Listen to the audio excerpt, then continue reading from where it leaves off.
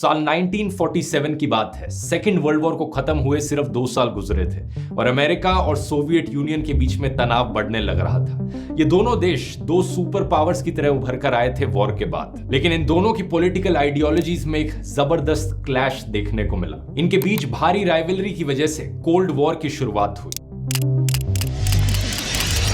इस समय में दोनों देश अपने न्यूक्लियर हथियारों को और ताकतवर बनाने की कोशिश कर रहे थे।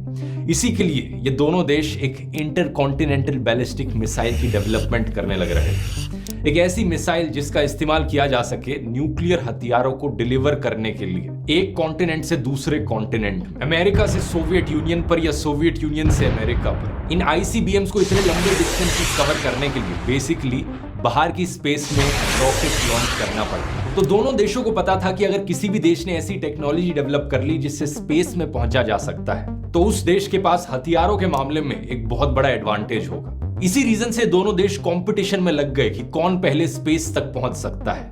इन दोनों के बीच में एक स्पेस रेस की शुरुआत साल 1955 में अमेरिका ने अनाउंस किया प्लान कि वो आर्टिफिशियल सैटेलाइट्स लॉन्च करेंगे स्पेस में। इस अनाउंसमेंट के कुछ ही दिन बाद सोवियत यूनियन ने कहा कि वो भी आर्टिफिशियल सैटेलाइट लॉन्च करना चाहते हैं। करीब 2 साल बाद अक्टूबर 1957 में सोवियत यूनियन इस रेस में आगे निकल गया। उन्होंने इतिहास रच दिया स्पुतनिक को लॉन्च करके, दुनिया की पहली आर्टिफिशियल सैटेलाइट। 1 महीने बाद उन्होंने एक और सैटेलाइट भेजी, स्पुतनिक 2। इस बार इस सैटेलाइट के अंदर पहली बार एक लिविंग क्रीचर था, एक कुत्ता जिसका नाम था लाइका।